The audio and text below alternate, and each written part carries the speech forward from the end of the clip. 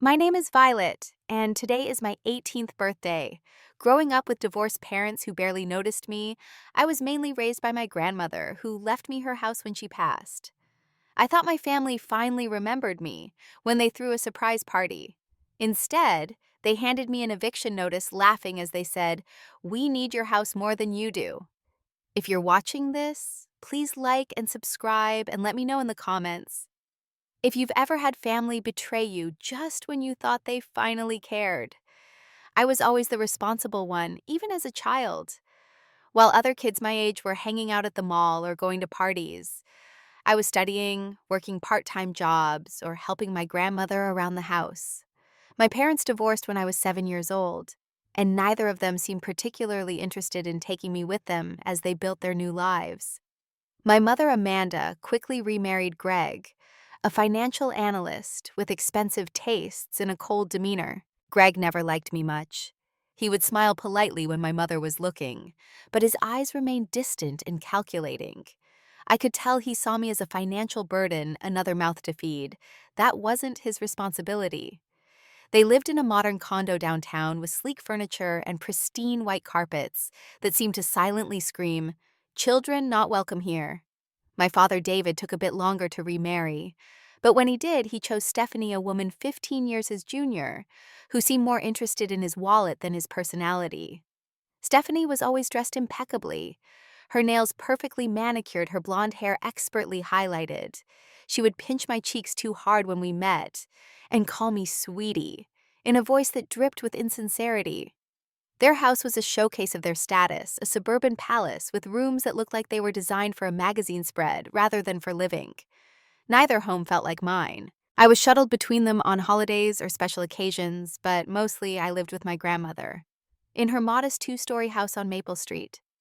And that was perfectly fine with me, because Grandma Eleanor was the only person who truly saw me. Grandma's house wasn't fancy. The floorboards creaked in certain spots, the wallpaper in the hallway was faded from years of sunlight, and the kitchen cabinets had been painted and repainted so many times that the edges were starting to round. But it was warm. It smelled like cinnamon and old books. It had character and history and love baked into its very foundation. "This house has been in our family for 3 generations," Grandma would tell me as we sat on the porch swing watching the sunset paint the neighborhood in gold. "My father built it with his own 2 hands after he came back from the war. Every scratch, every dent, every imperfection tells a story." Grandma Eleanor was my rock, my confidant, my cheerleader. She attended every school play, every academic award ceremony, every parent-teacher conference when my actual parents were too busy to show up. She taught me how to bake her famous apple pie, how to mend my own clothes, how to stand up straight and look people in the eye when I spoke to them. Most importantly, she taught me my own worth in a world where my parents had made me feel worthless. "Don't you ever let anyone make you feel small, Violet," she would say, her weathered hands cupping my face. "You come from strong stock. You have my blood in your veins, and I've never backed down from a fight worth fighting." When I was 15, Grandma Eleanor was diagnosed with cancer. The doctors gave her 6 months, but she fought for almost a year, stubborn to the last. I became her caretaker, learning to administer medication, change bed sheets with her still in them, cook meals that she might be able to keep down. My parents visited occasionally, but they always had somewhere else to be, something more important to do. In her final weeks, Grandma called her lawyer to the house.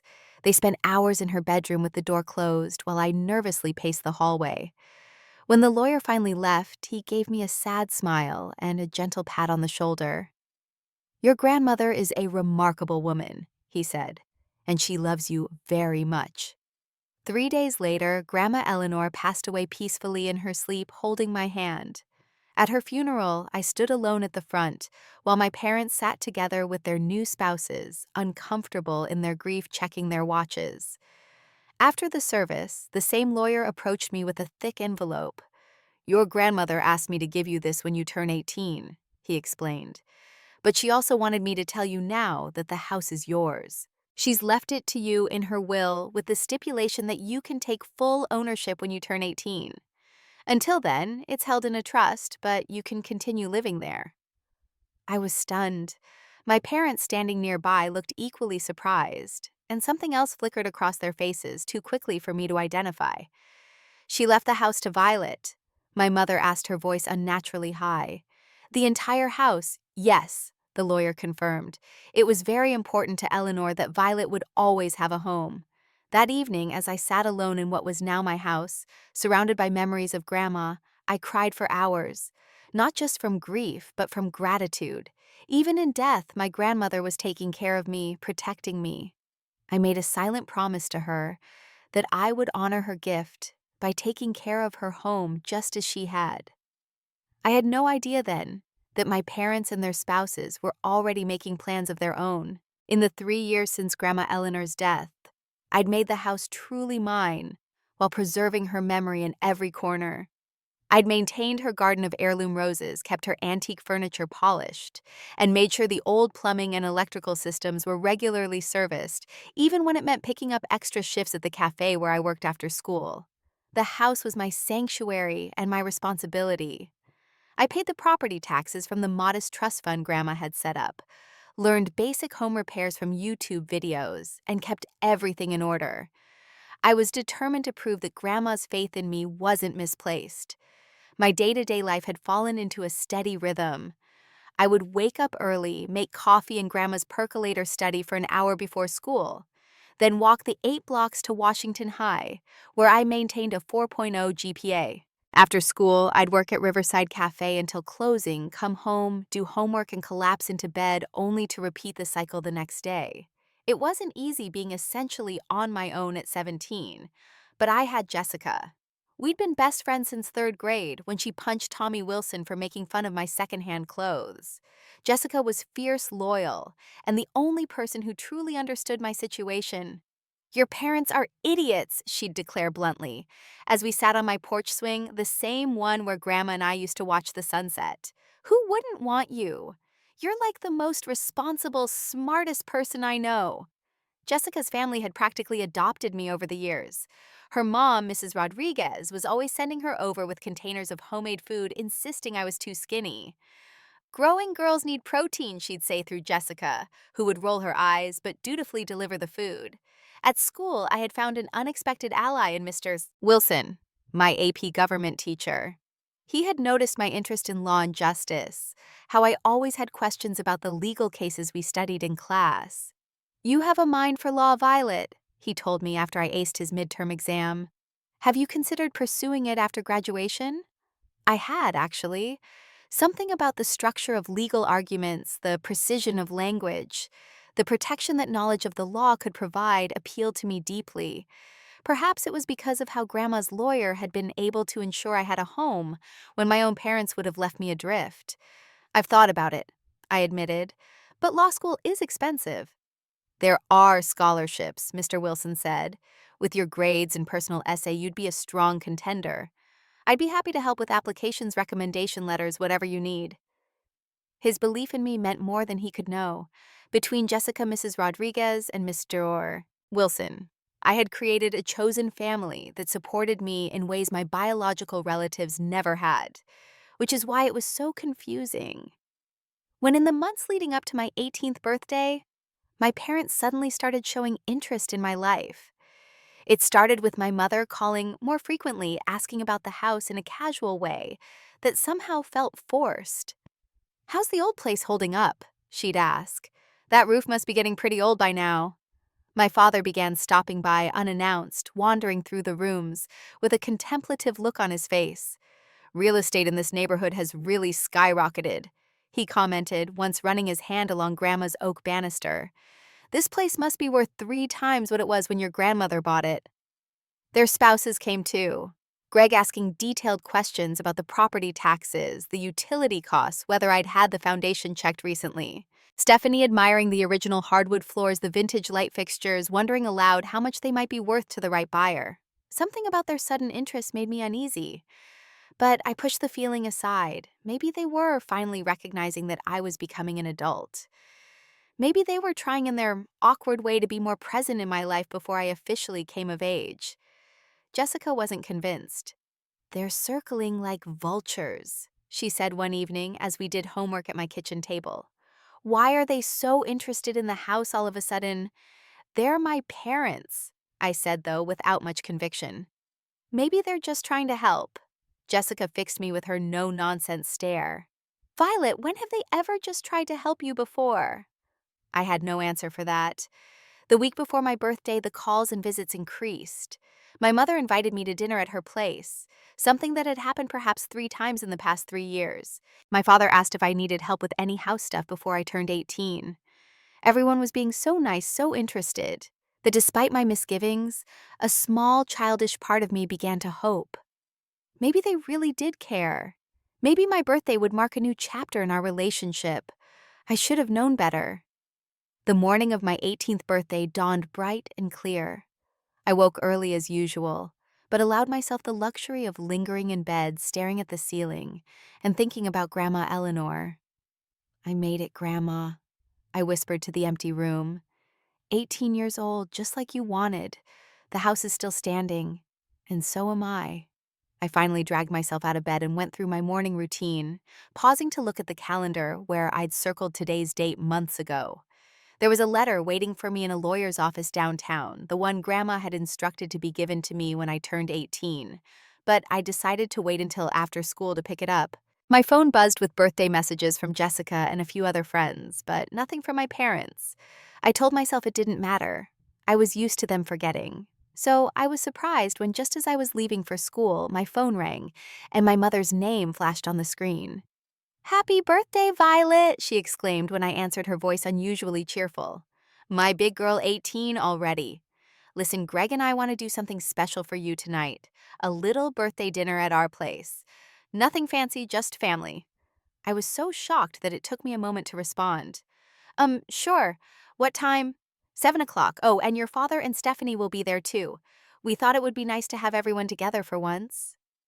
The uneasiness I'd been feeling for weeks intensified. My parents, who could barely stand to be in the same room together since their divorce, were voluntarily gathering for my birthday. It didn't make sense. Still, that stubborn, hopeful part of me couldn't help but think maybe, just maybe, they were finally making an effort. The school day passed in a blur. Jessica was suspicious when I told her about the dinner invitation. Both your parents together voluntarily on the same day your trust kicks in and you get full ownership of the house. That's not a coincidence, Vi. Maybe they're just trying to make up for all the birthdays they've missed, I said, not entirely believing it myself. Jessica looked unconvinced, but squeezed my arm supportively. "Just be careful, okay? And call me the second you leave there. I don't care what time it is." After school, I went downtown to the law office. The receptionist smiled and led me to a conference room where Mr. Abernathy, Grandma's lawyer, was waiting with a sealed envelope. "Happy birthday, Violet," he said warmly. "Your grandmother would be very proud of how you've grown up." He handed me the envelope, which felt heavy and official. "This contains the deed to the house now fully in your name, along with some other documents your grandmother wanted you to have. There's also a letter she wrote for you." I carefully opened the envelope and pulled out Grandma's letter first, written in her elegant slanted handwriting. Tears filled my eyes as I read her words of love and confidence in me. She wrote about how proud she was of the young woman I was becoming, how she trusted me to make good decisions, and how the house was my legacy, a place of safety and belonging that no one could take from me. "The house is yours, my darling girl," she wrote. "Yours to keep, yours to change, yours to sell if you ever wish, though. I hope it remains in our family for generations to come. Whatever you decide, know that I trust your judgment completely, Mr." Abernathy gave me a few minutes to compose myself before walking me through the other documents. The deed, some insurance policies information about the remaining trust fund that would help with college expenses. Everything was in order, and now officially mine. I left the office feeling both lighter and heavier. Grandma's faith in me was a gift beyond measure, but also a responsibility I took seriously. As 7 o'clock approached, I changed into a simple blue dress that Grandma had bought me for my 16th birthday, applied minimal makeup, and headed to my mother's condo, the deed and other documents safely stored at home. The moment I stepped inside my mother's place, something felt off. The atmosphere was charged, everyone smiling too widely, laughing too loudly. My mother hugged me tight, her expensive perfume almost suffocating. "There's the birthday girl," she exclaimed as if I were turning 8 rather than 18. Greg stood behind her, nodding stiffly. My father and Stephanie were already there, Stephanie's red lipstick smile not reaching her eyes. "Happy birthday, Pumpkin," my father said, using a nickname he hadn't called me since before the divorce. The dining table was set elaborately, a store-bought cake in the center, with "Happy 18th Birthday" written in curly frosting. There was even a small pile of wrapped presents, which was unprecedented. Throughout dinner, they asked me questions about school, about my plans for college, about the house, all with an intense interest they'd never shown before. I answered cautiously, the warning in Jessica's eyes playing in my mind. "So, have you thought about your future plans?" Greg asked as my mother served the cake. "The job market is tough these days. Might be smart to consider roommates save on expenses." "I'm applying for scholarships," I said. "Mr. Wilson thinks I have a good chance at pre-law programs." "Law school is so expensive, though," Stephanie chimed in, twirling a strand of her blonde hair. "And that old house must cost a fortune to maintain." "I manage okay," I said, my uneasiness growing. "Grandma taught me to be careful with money." "Speaking of the house," my mother said, exchanging a look with my father, "we have a special birthday surprise for you." She nodded to Greg, who stood and retrieved a beautifully wrapped box from the sideboard. It was small and elegant, tied with a silver ribbon. He placed it before me with a flourish. "Go ahead, open it." My father encouraged, his eyes bright with an emotion I couldn't quite place. Carefully, I untied the ribbon and lifted the lid. Inside was a legal document folded neatly. Confused, I unfolded it and began to read. My blood turned to ice as I realized what I was holding. It was an eviction notice from my own house. I looked up, stunned, to find all four adults smiling at me, as if they'd just given me a car. Not a document demanding I vacate my home within 30 days. "We've decided it's best for everyone," my mother explained, her voice gentle, as if she were breaking difficult news. "Greg and I need a bigger place now that we're thinking about starting a family." "And the market is so hot right now," my father added. "Stephanie's found a buyer who's willing to pay well above asking price sight unseen. The commission alone will set us up nicely." "But it's my house," I said, my voice barely a whisper. "Grandma left it to me." "Oh, honey," Stephanie said with a laugh that sounded like breaking glass. "You're 18. You can't possibly need an entire house to yourself. Be reasonable." "You've been living rent-free for years," Greg pointed out. "Most kids your age would kill for that kind of arrangement. But it's time to face reality." "The reality, Bunny," my mother said firmly, "is that we're your parents and we know what's best. We need that house more than you do." They laughed then, all four of them, as if this was the most reasonable thing in the world, as if they weren't tearing my life apart as a birthday gift. "There are some papers for you to sign," my father said, sliding a folder toward me. "Just transferring the deed back to us. Then we'll handle everything, the sale, the moving arrangements. You won't have to worry about a thing." I felt numb as I stared at the folder. This was why they'd suddenly been so interested in the house in my life. Not because they cared about me, but because they wanted what was mine. They'd been planning this, waiting for this day when they thought they could legally take Grandma's gift from me. In that moment, I thought of Jessica's warnings, of Mr. Wilson's belief in me, of Mrs. Rodriguez's kindness. I thought of Grandma Eleanor, who had ensured I would always have a home because she knew she couldn't trust her own daughter to do the same. And something inside me hardened into resolve. Without a word, I picked up the pen they'd placed beside the folder. I signed the papers, my signature a blur through my unshed tears. Then I stood up, leaving the cake untouched. "Thank you for dinner," I said, my voice steadier than I felt. "I need to go now." "Don't be like that, Violet," my mother said, frowning. "We're trying to help you." "We're family," my father added. "This is what families do, look out for each other." I looked at them both, these strangers who shared my blood, but had never shared my life, and simply turned and walked out the door. The tears didn't fall until I was halfway home alone on the dark street, clutching my bag with Grandma's letter inside, wondering how I was going to fight the people who were supposed to love me the most. I stumbled into my house, no, my home, and collapsed onto Grandma Eleanor's favorite armchair, the fabric worn smooth from years of use. The shock was wearing off, replaced by a hollow feeling in my chest and a ringing in my ears.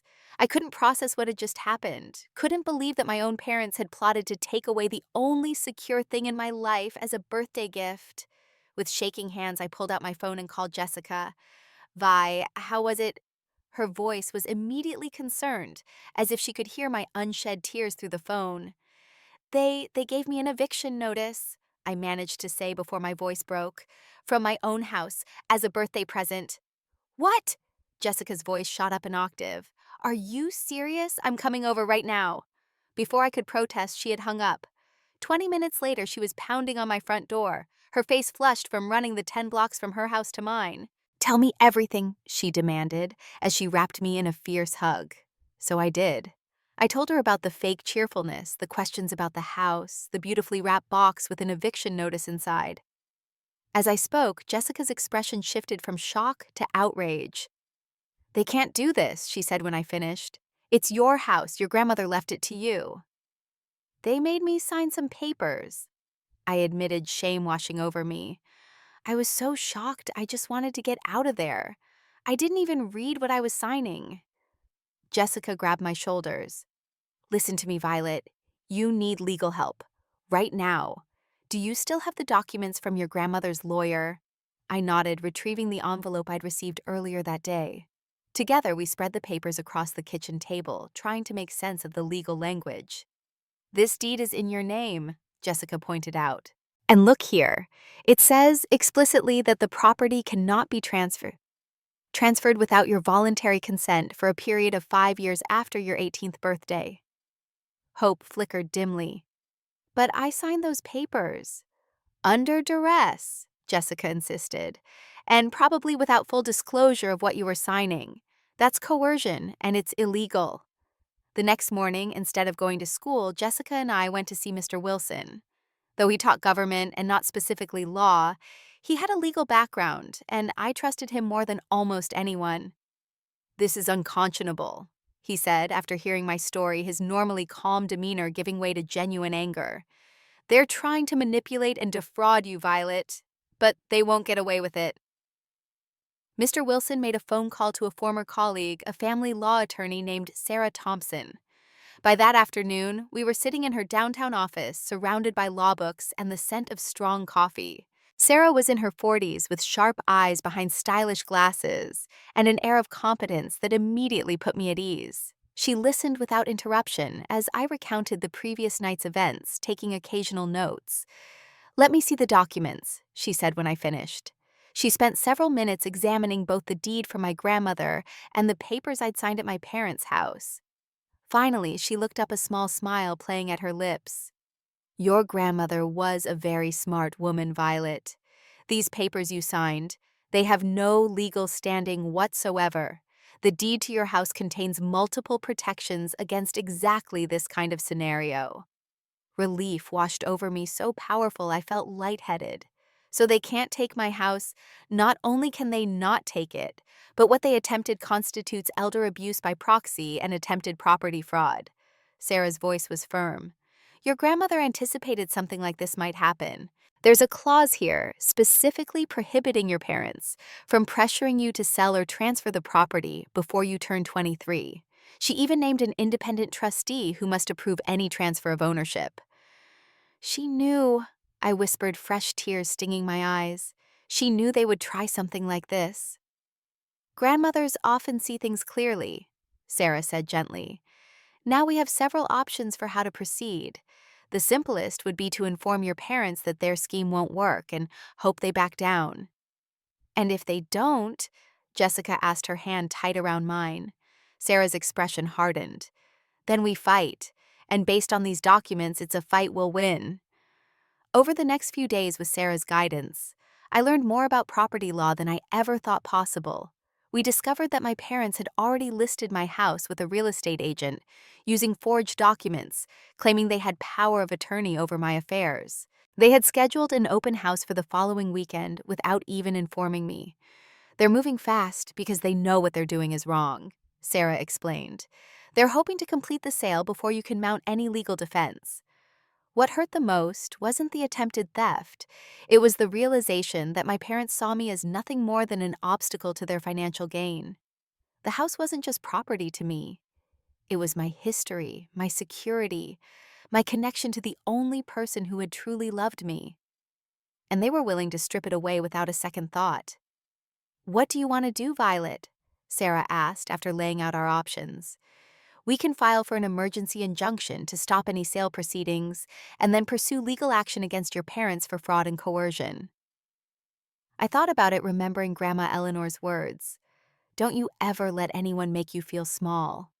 I thought about how she had fought her cancer with dignity and determination. I thought about the letter she'd left me, trusting me to make my own decisions. "I want to fight," I said finally. "But I don't want them to know I'm fighting. Not yet." Sarah raised an eyebrow. "What are you thinking?" "I'm thinking that they believe I'm a naive child who will do whatever they say. So let's let them keep believing that while we prepare our case." For the first time since my birthday, I felt a spark of something other than despair. It wasn't just anger, though. There was plenty of that. It was determination, resolve, a decision that I would not be a victim any longer. "They think they can just take what's mine," I said, straightening my shoulders. "It's time they learned who they're really dealing with." With Sarah Thompson's help, I began assembling a plan, not just to protect my home, but to expose my family's deception. We started by documenting everything: the eviction notice they'd presented as a gift, the papers I'd signed under duress, the listing of my house without my knowledge or consent. Sarah filed for a temporary restraining order to prevent any sale of the property while we built our case. She did this quietly, without notifying my parents, directly buying us time while they operated under the delusion that their plan was proceeding smoothly. Meanwhile, I conducted my own investigation. Jessica and I spent hours online researching my parents' financial situations. What we found was illuminating. My mother and Greg had recently taken out a second mortgage on their condo, and credit card debt had piled up. Greg's investment firm had suffered losses in the last quarter, putting his bonus at risk. They were stretched thin financially, living beyond their means to maintain an appearance of wealth. My father and Stephanie's situation was even more precarious. Stephanie's interior design business was struggling with multiple client complaints filed with the Better Business Bureau. My father had been passed over for a promotion at his advertising firm, and rumors of layoffs had been circulating. They had recently purchased a vacation timeshare they couldn't really afford, and their credit score had taken a hit. Both couples needed money, and they had fixed their sights on my inheritance as the solution to their problems. "Classic case of financial desperation leading to unethical behavior," Sarah commented when I shared my findings. "This strengthens our case considerably. It establishes clear motive. While I gathered evidence, I maintained the pretense that I was complying with their demands. I answered their calls, listened to their plans for my future, which conveniently never included me keeping my home, and pretended to accept that they were acting in my best interest." "We found you a lovely studio apartment," my mother announced during one phone call. "It's small but perfect for a student, and the rent is only slightly more than you can afford." "Dad and I will help with the security deposit," Stephanie added, as if this generosity negated their theft of my house. "It's the least we can do." I swallowed my anger and thanked them all while recording every conversation as Sarah had advised. The most difficult part was temporarily moving out of my house to maintain the charade. I couldn't bear the thought of them walking prospective buyers through my home, while I was there pointing out features as if they had any right to them. So I accepted Jessica's offer to stay with her family, packing a suitcase of essentials and leaving the rest behind. "It's just temporary," Jessica assured me as I tearfully locked the front door. "You'll be back soon, and those vultures will be sorry they ever tried to mess with you." Heads. Rodriguez welcomed me with open arms, setting up an air mattress in Jessica's room and treating me like another daughter. "La familia no hace esto," she would mutter in Spanish as she served me extra helpings of dinner. "Family doesn't do this to each other." While I stayed with the Rodriguezes, I continued my normal routine, going to school, working at the cafe, preparing for finals. But every spare moment was dedicated to building my case with Sarah, strategizing our approach, and gathering more evidence. Through careful monitoring of my parents' social media and conversations with mutual acquaintances, I discovered something else. My father and Stephanie were planning to renew their vows in a lavish ceremony far more elaborate than their original wedding 5 years ago. The date was set for just 3 weeks away, and from what I could gather, they were counting on the proceeds from selling my house to fund this extravagance. "That's it," Jessica said when I told her. "That's when you make your move." At their vow renewal. "What do you mean?" I asked, though a plan was already forming in my mind. Jessica's eyes gleamed with righteous indignation. "I mean, what better time to serve them the legal papers than when they're standing in front of all their friends and family pretending to be something they're not?" The idea was bold, perhaps even cruel, but after weeks of being manipulated, lied to, and treated as nothing more than an inconvenience by the people who should have protected me, I couldn't find it in myself to feel bad about a public reckoning. "It would certainly make a statement," Sarah agreed when I floated the idea to her. "But are you prepared for the backlash? This isn't just about legal victory, Violet. This is about your relationship with your parents going forward." I thought about that relationship, the years of neglect, the birthdays forgotten, the school events unattended. I thought about how quickly they had discarded me once Grandma Eleanor was gone, how eagerly they had moved to strip me of my inheritance the moment they legally could, or thought they could. "What relationship?" I finally asked. "They've made it clear that I'm nothing but a means to an end for them. I'm done pretending otherwise." Sarah nodded slowly. "Then let's make sure when you confront them, you have everything you need to win, not just in the court of public opinion, but in a court of law if necessary." Over the next 2 weeks, we finalized our strategy. Sarah prepared legal documents formally contesting any claim my parents had made to my property, along with a cease and desist order and a countersuit for attempted fraud and emotional distress.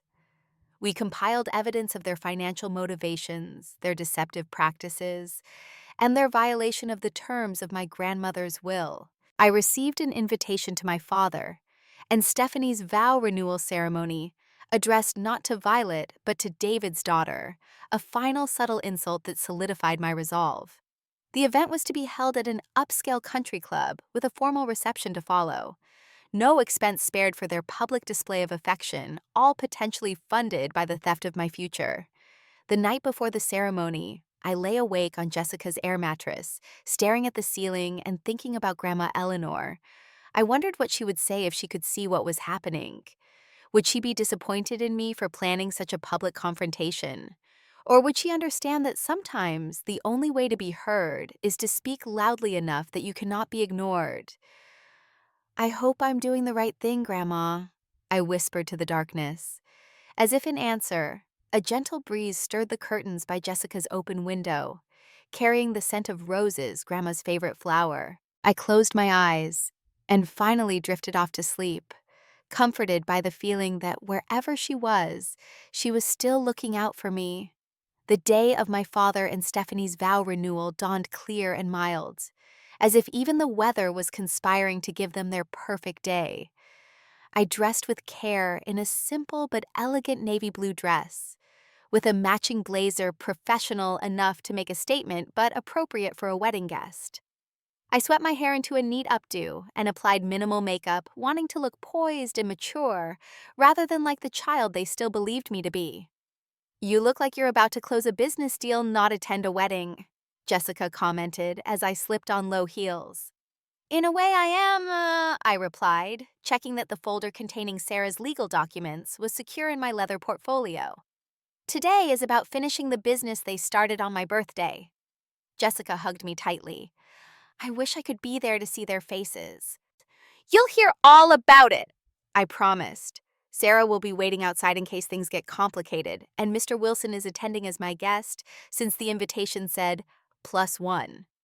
Having my trusted teacher there wasn't just for moral support. Mr. Wilson had agreed to record the confrontation discreetly, ensuring we had evidence of my parents' reactions for any future legal proceedings. Sarah had advised against me recording it myself, as emotions might run high. I arrived at the country club 30 minutes before the ceremony was set to begin. The venue was extravagantly decorated with white roses and silver accents, a champagne fountain bubbling in the center of the reception area. A string quartet played softly as elegantly dressed guests mingled and took their seats. No one paid much attention to me as I signed the guest book and found a seat near the back of the ceremony space. I recognized a few faces, distant relatives, some of my father's colleagues, friends of Stephanie's, who had never bothered to acknowledge my existence at family gatherings. None of them approached me, and I was content to remain anonymous for the moment. Mr. Wilson arrived a few minutes later, dignified in a charcoal suit, and sat beside me. "Are you ready for this?" he asked quietly. I nodded, my heart pounding, but my resolve firm. They've had their time to pretend. Now it's time for the truth. The ceremony began with typical fanfare. My father stood at the altar looking uncomfortable in his tuxedo, while Stephanie made her grand entrance in a gown that must have cost thousands beaded, embellished with a train that required 2 attendants to manage. The officiator, a family friend, rather than a religious figure, spoke about love and commitment and honesty values that seemed mockingly hollow given the circumstances. As they exchanged their renewed vows, promising to love and honor each other, in prosperity and in adversity. I felt a strange calm settle over me. These people standing before their friends and family, presenting themselves as devoted and honorable, they had been willing to make me homeless for their own financial gain. The disconnect between their public image and their private actions was staggering. After they exchanged rings and sealed their vows with a kiss, the officiator asked the traditional question, if anyone can show just cause why this couple should not be joined in matrimony, speak now or forever hold your peace. There was the expected silence, a few awkward chuckles from guests who found the tradition outdated.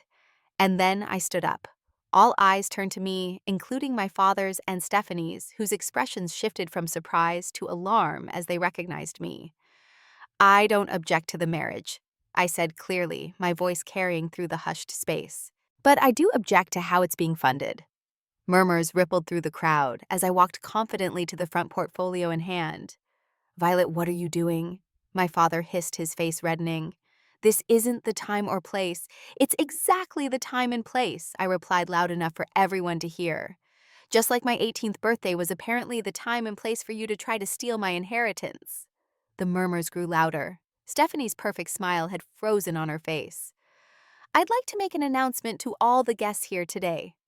I continued, opening my portfolio and removing the first document. 3 weeks ago, on my 18th birthday, my father and his wife, along with my mother and her husband, presented me with an eviction notice from the house my grandmother left to me in her will. They coerced me into signing documents transferring ownership to them so they could sell it and use the money for, among other things, this lavish ceremony you're all attending. Gasps and whispers erupted among the guests. My father stepped toward me, reaching for my arm, but Mr. Wilson had moved to stand beside me, his presence a deterrent. "This is ridiculous," Stephanie said through clenched teeth. "You're making a scene over nothing. That house was never really yours. Actually, it is mine." I cut in, holding up the deed. "As confirmed by my grandmother's will, her lawyer, and the county records. What isn't mine and never will be is the listing you fraudulently created to sell it." I turned to address the stunned audience directly. My parents believed that because I was young and alone, I would simply accept their theft of my home and my future. They were wrong. With deliberate movements, I walked to where my mother and Greg stood among the guests, their faces pale with shock. "For the record," I said, handing them their copy of Sarah's legal documents, "this is a cease and desist order requiring you to immediately withdraw the fraudulent listing of my property, along with a countersuit for attempted fraud and emotional distress. My lawyer will be in touch to discuss settlement options." Then I returned to my father and Stephanie, who stood frozen at the altar. "And this," I said, presenting them with identical papers, "is your copy of the same. Consider yourselves officially served." The silence that followed was deafening, broken only by the rustle of papers as my father fumbled with the documents I'd handed him. "You can't do this," he finally sputtered. "We're your parents. We know what's best." "No," I said firmly. "You're adults who tried to take advantage of someone you should have protected. My grandmother knew you couldn't be trusted. That's why she made sure her will was ironclad against exactly this kind of manipulation. I turned to face the guests one last time. I came here today not to ruin a wedding, but to stand up for myself and for the memory of my grandmother, who taught me that family means more than blood. It means love, respect, and trust. True family would never try to steal your future for their own gain. With that, I walked out, head held high, leaving behind a chorus of shocked voices and the beginning of what I imagined would be very uncomfortable explanations from the happy couple. Outside, Sarah was waiting by her car as promised. "How did it go?" she asked, though the look on my face must have told her enough. "It went exactly as it needed to," I replied, the tension of the past weeks finally beginning to dissolve. "I don't think they'll be contesting our case." As we drove away from the country club, I felt lighter than I had in months. The road ahead wouldn't be easy. Rebuilding my life without the parents I had finally accepted would never be what I needed them to be. But for the first time, I was truly in control of my own story. And somehow, I knew Grandma Eleanor would be proud. In the months following what Jessica dramatically dubbed the wedding showdown, my life underwent a transformation I could never have anticipated.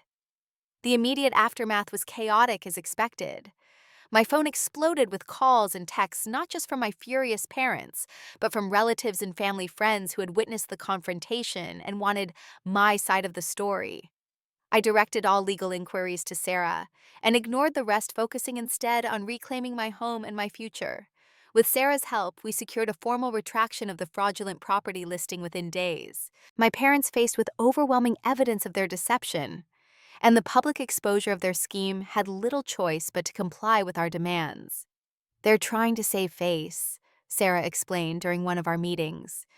"The social embarrassment alone is a powerful motivator, but the potential legal consequences have them genuinely scared." Indeed, once the initial anger faded, both couples attempted damage control. My mother called tearfully, claiming they had only been trying to simplify my life and help me focus on college without property responsibilities. My father sent an email suggesting I had misunderstood their intentions and that the whole thing was a unfortunate miscommunication. I didn't respond to either. The time for gaslighting and manipulation was over. Instead, I moved back into my grandmother's house, my house, and began the process of truly making it my own. With Jessica's help, I repainted some of the rooms, keeping Grandma Eleanor's favorite colors in some spaces, while updating others. I sorted through belongings, donated what I didn't need, and rearranged furniture to better suit my life as a young adult, rather than an elderly woman. But I preserved the heart of the home, the kitchen, where Grandma had taught me to bake, the porch swing, where we'd watched countless sunsets, the garden where her roses still bloomed. These spaces weren't just rooms or plants. They were physical connections to the woman who had loved me unconditionally. As summer turned to fall, I started college at the State University just 30 minutes from my home, thanks to scholarships and Grandma's trust fund. I was able to begin my pre-law studies without taking on crushing debt. Wilson had written me a glowing recommendation citing my exceptional moral courage and commitment to justice qualities I had demonstrated not just in his classroom, but in how I had handled my family's betrayal. Jessica attended the same university studying psychology, with plans to become a therapist. We saw each other often, our friendship stronger than ever after all we'd been through together. Her family continued to treat me as one of their own, with Sunday dinners at the Rodriguez house becoming a cherished tradition. "You know you'll always have a place with us," Mrs. Rodriguez told me one evening as she served her famous tres leches cake. "La familia is what you choose, mi hija." I was learning that lesson more deeply every day. Family wasn't defined by blood or legal documents. It was built through trust, respect, and genuine care behaviors my biological relatives had never shown me, but that I found in abundance with the Rodriguezes, with Mr. Wilson, with Sarah Thompson, who had become something of a mentor as I pursued my interest in law. As for my parents, the legal battle ended not with a dramatic courtroom showdown, but with a negotiated settlement. In exchange for my agreement not to pursue criminal fraud charges, They signed legally binding documents acknowledging my full ownership of the property and relinquishing any future claims. They also paid a settlement that covered my legal fees and provided additional compensation for emotional distress and acknowledgement, if not an apology, for the harm they had caused. The most surprising development came 6 months after the wedding showdown, when my father requested to meet with me. Against Jessica's advice, don't give that jerk another chance to hurt you, I agreed to a public meeting at a coffee shop near campus. My father looked older than I remembered, with new lines around his eyes and a certain diminished quality to his presence. Stephanie wasn't with him, a small mercy. Thank you for seeing me, he began, awkwardly fidgeting with his coffee cup. I know you have every reason to refuse. I simply waited, unwilling to make this easy for him. Stephanie and I are divorcing, he finally continued. After everything that happened, well, it made me take a hard look at my life, at the choices I've made. I'm sorry to hear that, I said neutrally. Don't be. It's been a long time coming. He took a deep breath. Violet, I want to apologize. What we tried to do to you was unforgivable. I got caught up in Stephanie's lifestyle, the debts, the constant need to impress people who didn't matter. I lost sight of what should have mattered most. You. Why are you telling me this now? I asked. Because I want a chance to make things right. Not today, not tomorrow. I know it will take time, if it's even possible at all. His voice cracked slightly. I missed your entire childhood because I was selfish.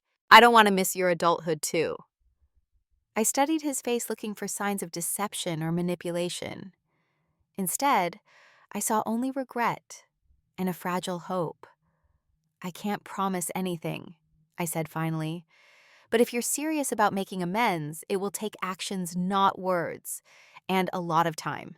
He nodded, relief evident in his expression. That's more than I deserve. Thank you. My mother and Greg made no similar overtures. From mutual acquaintances, I heard they had downsized to a smaller condo and were working on their marriage, whatever that meant. I wished them well from a distance, very far distance. As my first year of college drew to a close, I found myself sitting on Grandma Eleanor's porch swing, our porch swing, on a warm spring evening, reflecting on everything that had happened since that fateful 18th birthday. The betrayal had been painful, yes, but it had also been clarifying. It had shown me who I could trust, who I couldn't, and most importantly, that I was stronger than I had ever imagined. I had protected my grandmother's legacy, not just the physical house, but the values she had instilled in me: integrity, determination, and the courage to stand up for myself. In doing so, I had discovered my own voice and my own power. The house around me was no longer just a shelter or an inheritance. It had become a symbol of resilience, of fighting for what was right, of creating a home for myself, when those who should have provided one had failed. I had filled it with chosen family: Jessica studying at the kitchen table, Mr. Wilson dropping by with books he thought I'd enjoy, Sarah mentoring me as I navigated my first year of pre-law studies, even Mrs. Rodriguez teaching me to make her secret family recipes in Grandma's kitchen. As the sun set in a blaze of orange and pink, I thought about the path ahead. Law school, eventually, perhaps family law, so I could help others who had been taken advantage of by those they should have been able to trust. A career built on the foundation of justice that Grandma Eleanor had laid for me. A life defined not by what had been done to me, but by what I chose to do in response.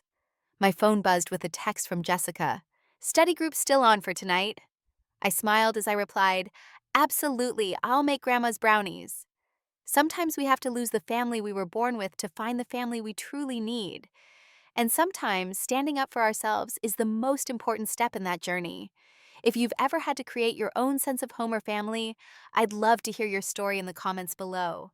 Please like and subscribe if this resonated with you, and share with someone who might need to hear that they too have the strength to protect what's rightfully theirs.